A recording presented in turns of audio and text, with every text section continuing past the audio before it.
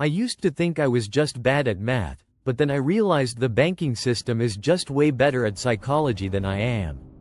Seriously, it's a fair fight. $1 trillion industry versus my tired brain at 7 a.m. Guess who wins? My name is John, and before I show you how the system is literally rewiring your gray matter to keep you in survival mode, do me a favor, hit that subscribe button. We're building a community of people who are tired of being the human batteries for this economy, and trust me, you don't want to be the last one to plug out. The mental fog. Ever notice how buying a $5 coffee feels like a moral sin? Like you're personally destroying your financial future. But a $500 car payment feels totally normal? Oh, it's just a monthly installment, you say. Congratulations, you've been hacked. It's called a cognitive tax. When you're stressed about rent, your IQ literally drops by 13 points. You aren't making bad choices because you're dumb. You're making them because your brain is functioning like a 2010 laptop with 100 tabs open, and 99 of them are screaming, "How am I going to pay for this?" Does that sound like your browser history right now? Be honest. The grocery store trap. Let's talk about the grocery store, my personal favorite torture chamber. You're standing there, staring at 2 brands of pasta for 10 minutes, sweating over a 40-cent difference. In that moment, your scarcity brain has you in a chokehold. You're using high-level brain power to save pennies, while the system is leaking thousands of dollars out of your pocket through hidden interest and inflation. Was that 40 cents worth the energy you could have used to, I don't know, actually fix your life? Probably not, but the system needs you hyper-focused on the crumbs so you never notice who's actually eating the cake. Dialogue with the audience. I want to stop right here and ask you, when was the last time a simple price tag gave you actual heart palpitations? Like, you saw the price of eggs and felt like you needed a therapist? Tell me in the comments. I need to know I'm not the only one losing it in the supermarket. I call it the scarcity loop.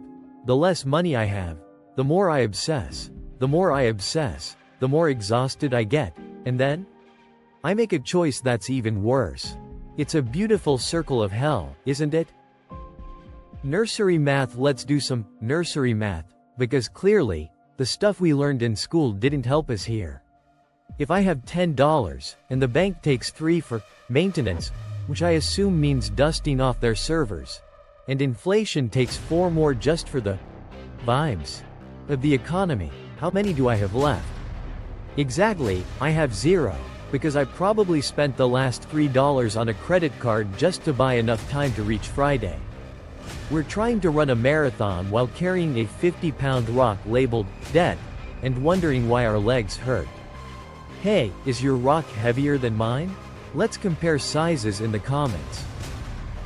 The gas station paradox. Look at this rock I'm carrying. It's heavy, it's ugly, and the system convinced us it's a mandatory lifestyle accessory. I once drove 20 minutes to a different gas station just to save 3 cents a gallon. I spent $5 in fuel to save 80 cents on the tank.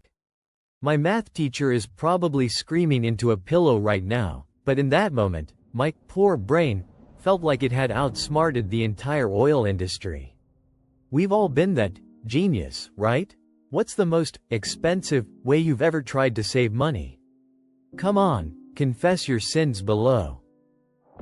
The shame tax. The system uses shame as a hidden interest rate you won't find in the fine print. If you feel guilty about being broke, you're much more likely to buy something expensive on credit just to prove you're fine. It's a mask that costs 24% APR. Buy now, pay later isn't a gift, it's a trapdoor. It waits for that exact second when your willpower snaps and says, "Go on, John, you deserve this shiny thing."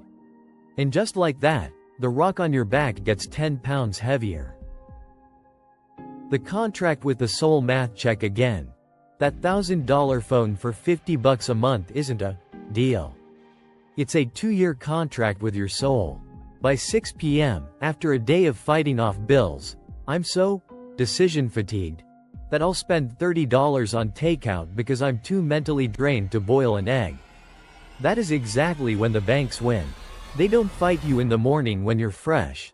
They wait until you're tired, hungry, and ready to say whatever at the end of the day. Convenience as a weapon. Every convenience fee is actually a tax on your exhaustion. It's a "John is too tired to fight back" fee. I used to think I was a free man, but then I looked at my calendar. My boss owns my mornings, the bank owns my roof, and the credit card company owns my future.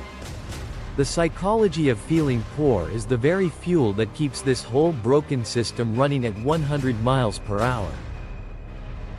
The economy of not enough. Here's a scary thought. If we all suddenly woke up tomorrow and felt like we had enough, the entire global consumer economy would collapse by dinner time. The system requires you to feel inadequate. It needs you to believe you're just one purchase away from happiness. They aren't selling you products. They're selling you a 5-minute vacation from the anxiety they created in the first place. Kinda brilliant, right? In a super villain sort of way. How to fight back? So, how do we stop being the victims in this game? First, you have to stop paying the shame tax. Seriously, stop it. Stop letting a banking app decide if you're allowed to enjoy your Sunday.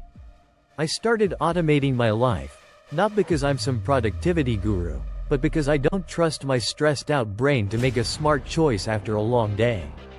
If the choice is already made, the system can't trick me. Mental space over millions. True wealth isn't about having a Scrooge McDuck vault. It's about having enough mental space to breathe without a bill hitting you in the face every time you blink. If you're still watching, you're already seeing the code in the matrix. You're becoming a bug in their perfect system, and that's exactly where you want to be. Breaking the matrix. The system is broken, but now that you see the cracks, you can actually start to climb out. It's not going to happen overnight, and the John you see here, still have days where the water starts rising. No tipper a hoda by now, GD nahodit sa kran. Call to action: like this video if you're ready to stop carrying that rock, and subscribe if you want to join me as I try to outsmart the bankers in the next one. We're going to look at exactly how the middle class became the greatest fairy tale ever told. Don't let your scarcity brain tell you that you're too busy for this. Your future self is literally screaming at you to pay attention. Final outro. Thanks for sticking with me through the dark stuff. It gets better, but only if you know how it works. Check out our other video on the channel. It's the logical next step for anyone ready to stop being a battery.